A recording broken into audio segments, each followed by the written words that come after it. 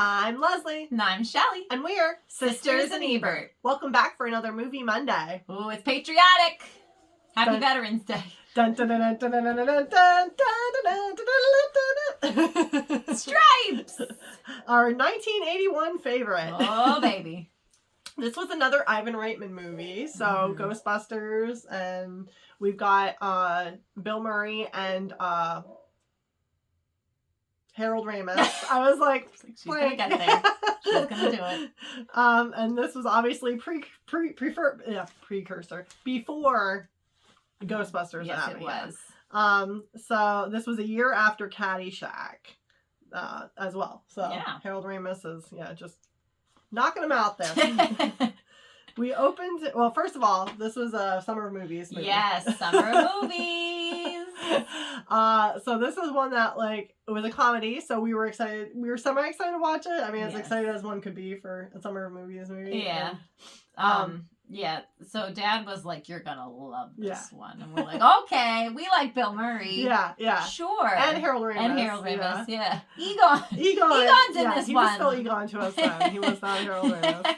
He said so many things, and that's all he is to us. So this will be subject to our squirrel rating.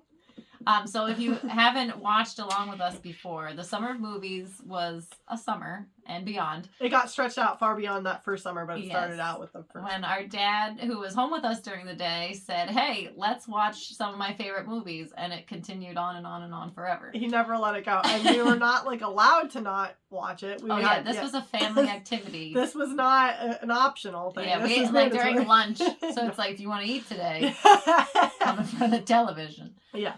So what we have is our squirrel rating for this. Now, the higher, we call it the squirrel rating because where we watched it downstairs in our walkout basement area was a wooded backyard through a glass sliding door. So when the movie got boring or uncomfortable, a little risque, perhaps.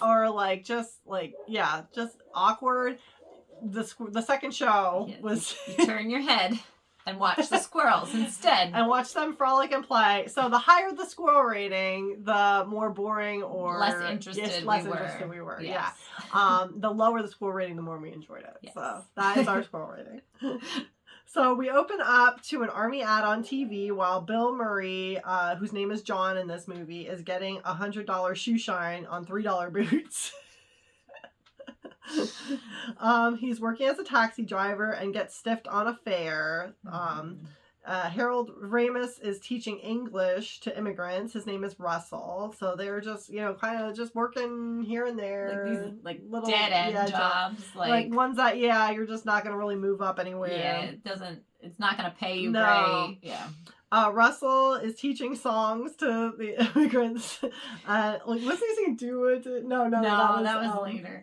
They were singing something like a else. round. Yeah, it was like a round. Though. But it was his first day, and he had never done it before. He didn't know how to teach him English. They're not understanding a word he says, but by the end of the class, they're all singing along. Yep. John abruptly leaves his cab on the bridge after that fare stiffed him and all this stuff, and just walks away. And car gets repossessed. He really likes photography, it seems, because there's just stuff everywhere at the apartment. Yes. Okay. The boob quota was met quite early. Yeah, as John, first 10 minutes. John gets home to girlfriend who is upset he quit yet another job and breaks up with him. And Russell comes over and splits John's last beer, considering joining the army. Yes. He saw the commercial again and was like, well, this is the only option, I guess. They're not yet 30, but Russell is trying to talk John out of enlisting and wants he wants the GI Bill and a Winnebago, which is promised to them. And what I read was that Harold Ramis was 38 during the filming of this movie, so he would have been too old to enlist if it were real. Russell drives John to enlist. Both enlist, and they're not homosexuals, but willing to learn. They ask, "Are you?" It's like the standard questions when you're enlisting. Never convicted of crimes. John flirts with military police at the bus station, and John Candy shows up cracking jokes as all these guys are getting on the bus to go to basic training, and he's not taking it seriously at all. As I was watching this part, I was thinking, who are all these old guys who are just They're like, all yeah, I'm on list now? They're all the same age. Like, there's no fresh out of high school kids. No, and like I was like, is that how it was in 1981? Is that all they could get? Like, well, these are all the Vietnam guys who probably didn't want to go to Vietnam. Yeah, they're old. They escaped Vietnam so just like, to now we can, to enlist now. So the bus arrives to basic training and meets Sergeant Holka. Sergeant Holka, and Russell and John think everything's a joke and they must do sit-ups, but could barely do 5 at home. Yeah, push-ups. It was push-ups, wasn't it? It says sit-ups, but it was push-ups. I think it was sit-ups initially and then push-ups. It was push-ups in his apartment. Then he couldn't do them. Okay. Well, I thought it was both. It was push-ups in the apartment. Okay. I know that. Everyone is getting their heads shaved. John Candy is despondent over his loss of hair. Which, that was real. They really shaved all their heads and didn't tell them they were going to shave them. So that was him just like holding his hair for real. Russell and John somehow avoid buzz cuts. Because they were the stars of the film. Yeah, because there's no way. Like, they weren't officers. They weren't, there's no way. They got a little trim maybe. Yeah.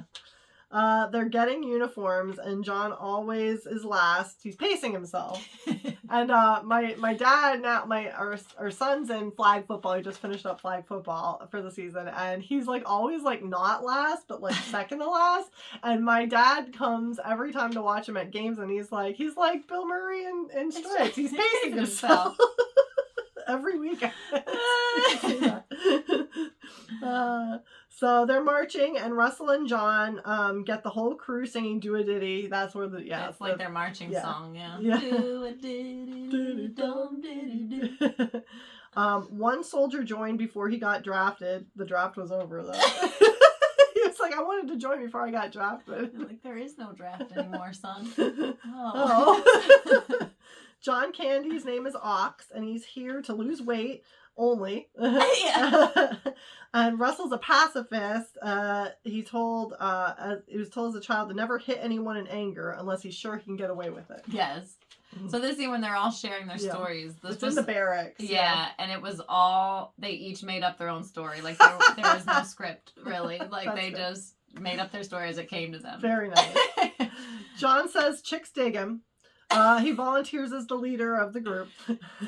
And no one wants to get up in the morning, but the next day. But John speaks up, and Sergeant increases the run from 5 to 10 miles, because that's what happens in the military when you speak up and against what you're told to do in an order. He's the leader now, leading them 10 miles. Yeah. He's the big toe. Yeah. That's what he said. You're the big toe. The new captain wants more action, and Holka's men are struggling.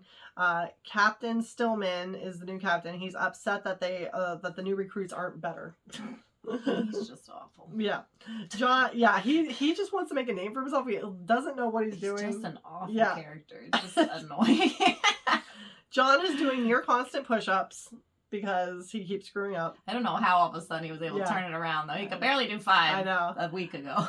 Elmo tries to give Russell drugs to hold at the bus stop. Was that Judge Reinhold? That's Judge Reinhold, yeah. And Fast Time, it's his first time flying, so he gets Dramamine from Elmo, but it turns out to be acid. And I'm like, how? Whoops. So, and he took a lot. Yeah, a lot. So, yeah. They're not really flying. They're trying to escape and go AWOL. So they're flying with special forces and have to jump from the plane then because they get like completely lost and yeah. I was a little confused during this scene. Like as I was rewatching, I was like, okay, so they're going AWOL, but you're going AWOL on like a military plane. Where do you think you're headed? I know. It's not going to be anywhere good.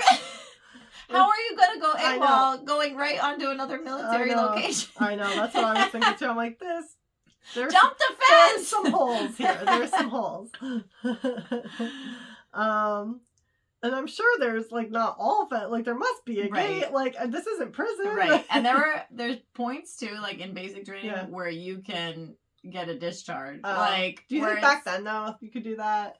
I don't know, but I would imagine. Yeah, because like I mean, I could see that they like wanted to go AWOL or whatever, but it's just funny. Like you could wind up in a military prison if you'd go AWOL. But even like the part like when they're getting on the bus in the beginning, there's a point there where you can just not go. Oh. Like, and he was like, I guess I have to. Like, they're like, get on the bus. Okay. Peer pressure here. John and Russell immediately are captured by natives. They found out they're in Colombia. That's where the special forces were going, with a cartel. And they somehow escape and find their way home with special forces. And then their sergeant doesn't know it was them. Yeah. No one tattled. Yeah. There's no way. Ain't no way. Captain Stillman... Did the girls cover for them? That might have been one, because the MPs might have, The girls they were flirty with getting on the bus. Yeah. There were 2 female military police. Stella and Louise. Yes. There were their names. Captain Stillman is spying on the women's shower, but was interrupted to find a new platoon to man. Oh, I wish I was a loofah. Yes.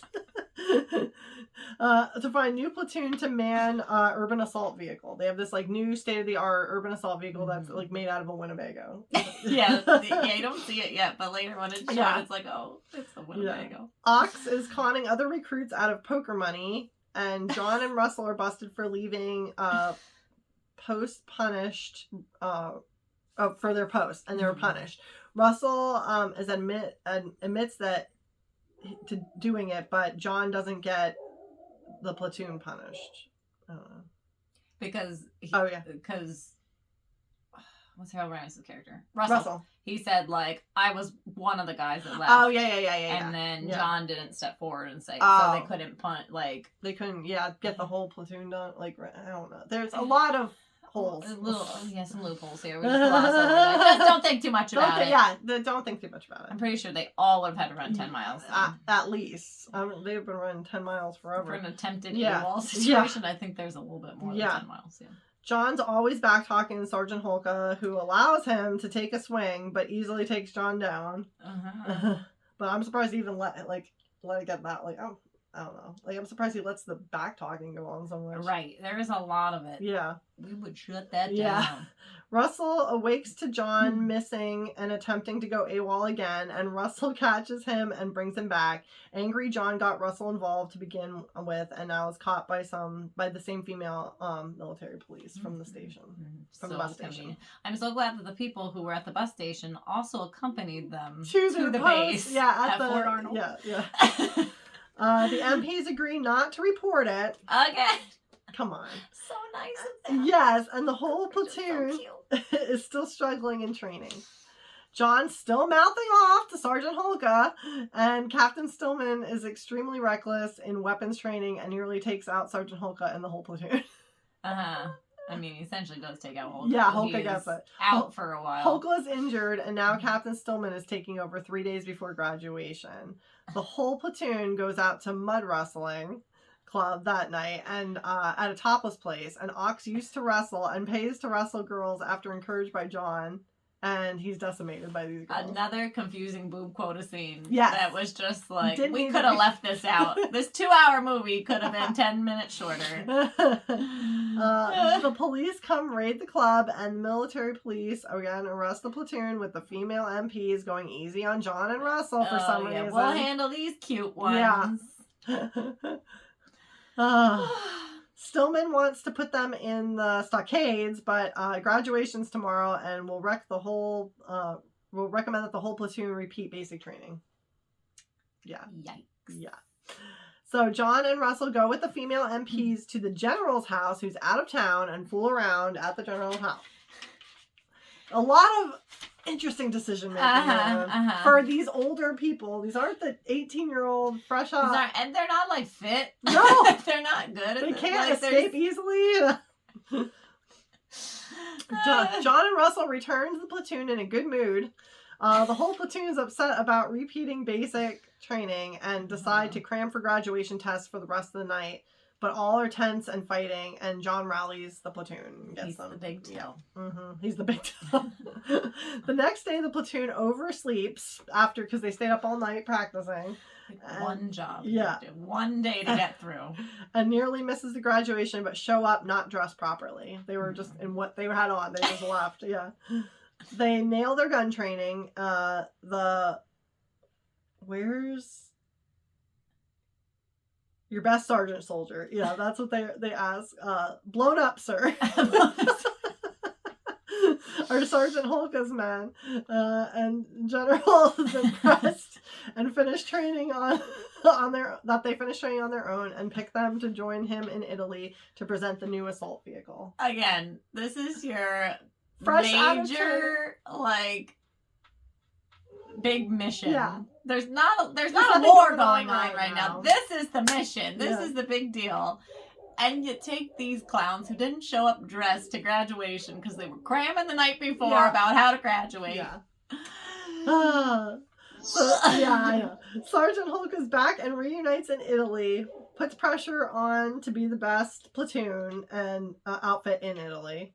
And then the new assault vehicle resembles a Winnebago. It's finally revealed. And that's what it is. We get the Winnebago. Yes. So John and Russell will guard and clean the vehicle for the weekend and decide to steal the vehicle and go pick up girls in Germany with it.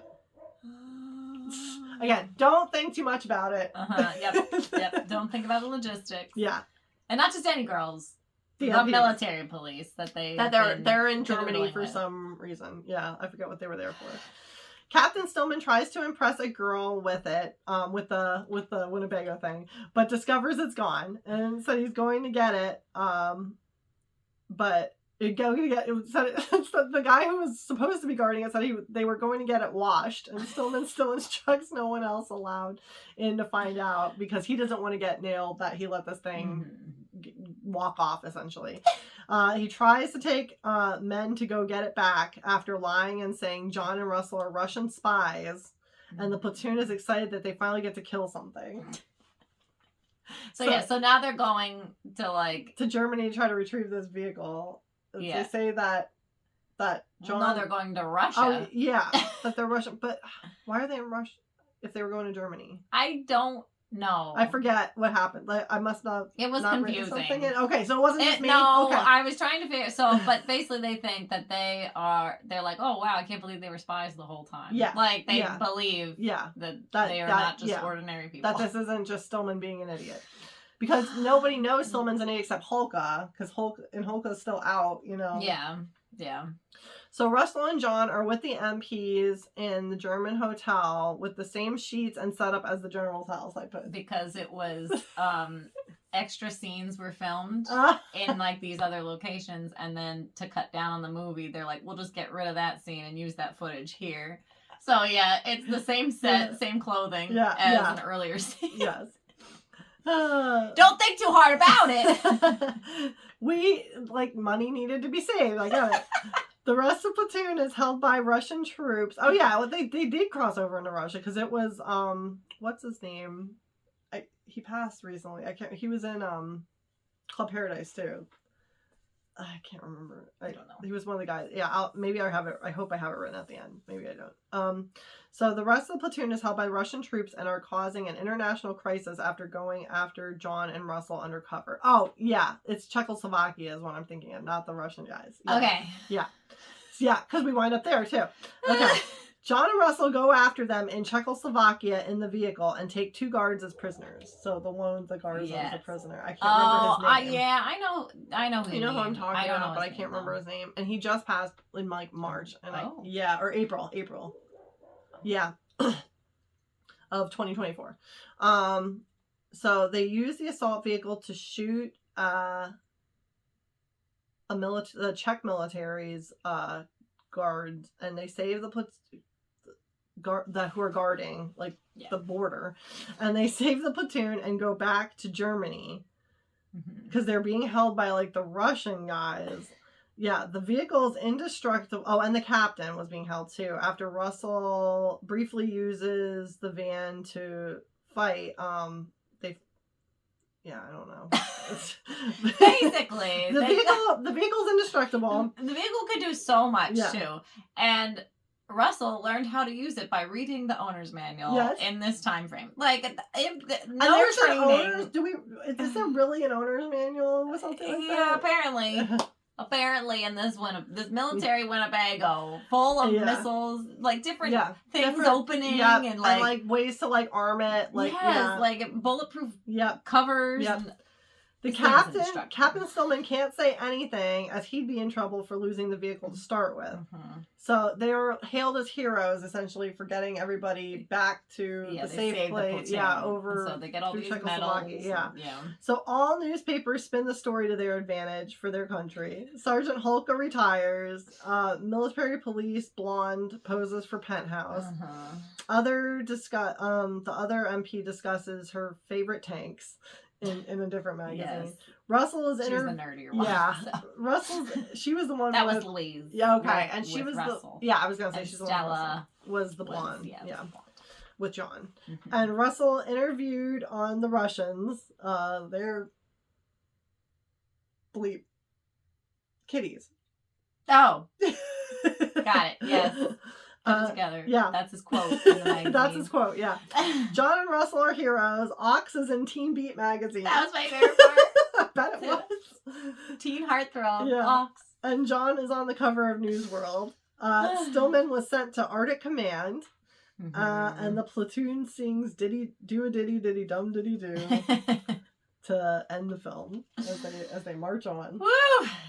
What a whirlwind! And the thing was, basic training was so stretched out, and the last part where there was action was like 20 minutes, maybe. Well, like with that, like I forget who said it. If it was the director, I don't know. Somebody didn't like how the film ended, but they felt because it was a military film, it needed a war. Oh. So they threw it in there. That's hysterical. So it's like, well, it's about the military. We got to have a battle scene. So let's just make this incredibly, pieced together story. It was so strange. A very odd storyline, I must say. It was. I'm going back here to Club Paradise to see if I can. Yeah. I did learn that Steve Guttenberg auditioned for Elmo. That's Judge Reinhold's character. Yeah. And he didn't get it. Steve Guttenberg. Yes. Okay. And he... Joe Flaherty. Joe Flaherty. Okay. Was was the pilot in Club Paradise, and he was also one of the Czechoslovakian soldiers guarding the border. Sorry. No, it's okay. Right, so they liked Steve Guttenberg, but they passed on him. Right. But then Judge Reinhold's part wasn't huge either. No, it wasn't. Yeah. But then they offered him in Ghostbusters to be Venkman. Steve Guttenberg. Steve, 3 Men and a Little Lady Guttenberg. Yes. Steve, It Takes Two Guttenberg. Yes. No. He turned it down to do Police Academy. Because he was still a little butthurt that they didn't pick him. Well, he was perfect for Police Academy. He would not have been perfect to be Venkman. No, not We love at Steve all. Guttenberg. I love me Steve Guttenberg, but no, he ain't no Venkman. Tower of Terror, Steve Guttenberg. And then, for John, Bill Murray's part, they considered Chevy Chase and John Belushi. Oh. And then Dan Aykroyd was considered for Russell. Oh, that would have been a whole different movie. Yeah, that totally different. Yes, totally different. Blues Brothers in the Army. Yes, yeah. So there was a lot of not switcheroo, but it could have been, would have been. Yeah, that's interesting. Yeah. But I did like this movie. There were enough funny parts to keep me engaged. When I was a kid. Yes, yeah. I didn't love it as a child. I didn't dislike it, but I remembered it being funnier to me as a high schooler than it was as an adult. Yeah, I was expecting more quotes, more things that jumped out. Yeah, and it's a lot of, I think, because visual humor. So it's not it's not the one-liners. Yeah, where you can easily, Yeah, you're getting a phone call, Leslie. Let's take a break. Let's take a break. We'll be right back. And we're back! Sorry about that. Okay, Leslie has a baby in the NICU, so she has to be available for phone calls at times. Yeah, I'm sorry about that. Nothing major to report, just a check-up. Try to be more professional, but here we are. Okay, so we worked out the Steve Guttenberg of it all. Yes. I also, in this little break that we just took, I remembered other fun facts. Good. Meaning that I looked at the note that I wrote on my phone. I was going to forget these other things. So Dennis Quaid also auditioned to be Russell. Oh. He was married at the time to PJ Souls, who was That's right. I did see that. The blonde, right? Yes, the blonde one. Yeah. So they were married at the time. But he didn't get the part, but he's in the background scene at the graduation somewhere. Okay. I heard that's. I couldn't remember who it was, but I remember hearing that some famous actor who's now famous, was in the background. And then also, John Candy invited the platoon to his house during filming and cooked a spaghetti dinner. And they watched a boxing match and just had a grand old time. What a gem of a man! He was amazing. I know that was his his space. You know, his home was I remember seeing articles and stuff about that. So was this before or after Fast Times at Ridgemont High then for Judge Reinhold? Oh, I have no idea. I don't either. I would guess before. I'm thinking before too. Yeah, because I think this was just a little hiccup movie for a lot of these guys. Yeah, well, it was such a small part. I think if it had been after, I think he wouldn't. I want to say Fast Times was the next year or two. Yeah. So.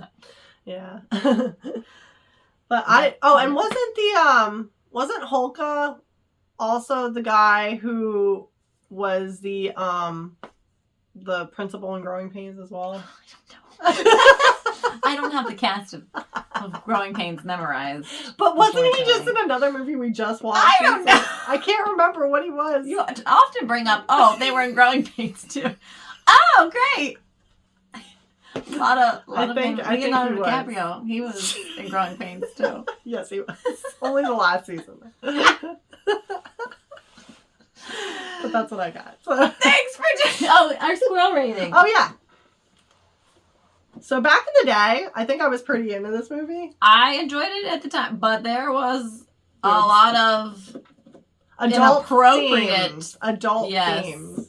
So that boosted it quite a bit. Even now, like the mud wrestling, I was like, what am I watching? Why are they there? These places exist. They do. So yeah, I would say squirrel rating at the time. How many movie scenes were there? Probably 2 or 3. 3. At least. The very beginning. There was the girlfriend, there was the mud wrestling. So I would say 4. Oh yeah, you're right. I'm gonna give this 4 squirrels. Oh, and the shout 5 squirrels. Yeah. Oh yeah. Yeah. I'm gonna give this a 5 squirrel rating. But I wouldn't give to be aloof. He improvised that line as well. That whole part, he just improvised. He's been in things too. I didn't look him up, but he was familiar. He was very young at the time, though, too. Yeah, I don't know. But yeah, so I think it was a little high then, but not for not liking it. Boredom, per se. yeah. And maybe that whole last scene of the battle happening, because that was a lot happening. It was, and I remember getting pulled back in with the newspaper. Yes, the team beat with John Candy on the cover. I think that sucked me back in. But yeah, so it's lower now. Yeah. But still a little, maybe a 2 now. Yeah, because like I said, I kept poking holes in it, and I know this isn't one of those movies that you're meant to do that with, but it was starting to drive me nuts. It's one of those the script wouldn't get cleared these days because it didn't make sense. There's too many, yeah. That's true. Well, in the 80s, you could get away with it. People were just out for a good time. Nobody had the internet back then. Yeah, we couldn't check these facts. This is what the military's like. I wonder if a lot of people enlisted after this movie came out. That would be a good thing to look at. I do know that the military was very cooperative in the filming of this, even though they made a lot of them seem like bumbling idiots. Did they film on a real base? Yeah, they did. It was Fort Knox. Oh!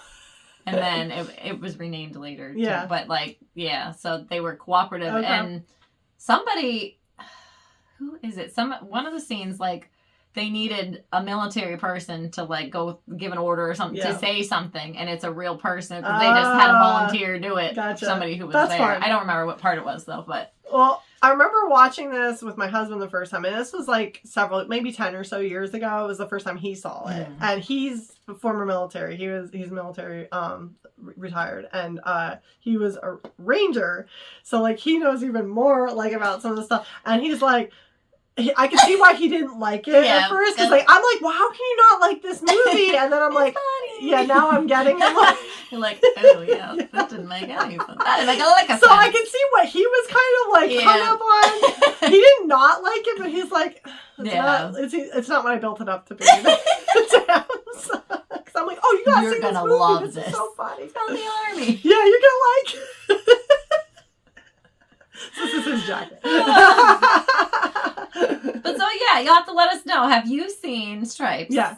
Do you? Is this one you're familiar? I know. Yeah, like I there's a lot. think it's a little obscure. It is because it's not like the most commercial praised of like John Candy, Harold Yes. Ramis, and Bill Yeah, for Murray. having such big stars in it. It's kind of like a Club Paradise. It with, is. like Robin Williams, Rick Moranis, Yeah. Eugene Yes. Levy, but nobody's seen heard it. of it. Yeah, exactly. So have you seen Stripes? Do you know about Stripes? Yeah. I know for a while it was in the $5 bin at Walmart about 10 years ago because that's how I obtained it. Did you cash in then? I did. I don't even know if they have those bins anymore because DVDs are getting Just dead. obscure. Yeah. I still like physical I love media. the disc. I love a disc, yeah. But we thank you for, oh yeah, my scroll rating. I would say about the same as hers. Like, I mean, it just at the awkward scenes. Yeah, nothing, it wasn't, No. it's not a bad movie. No, by it's not. And any it's still means. funny. And if you like suspend reality, it's Yeah, still, if you can get past that. You have a good imagination. This is fun. Imagination Christmas. But we thank you for joining us this week. If you go into our description below, you have our links to all of our social media on Facebook and Instagram. We're at Sisters and Ebert. Please like and follow us there. Please comment, subscribe. We do some fun reels. Yeah, and things, when we get motivated. we're feeling good. Or when we have something good to work with. Yeah, good liners. So that's our YouTube channel is also at Sisters and Ebert. And please, just continue along with us. We really appreciate your support. And we'll see you next Monday at the movies.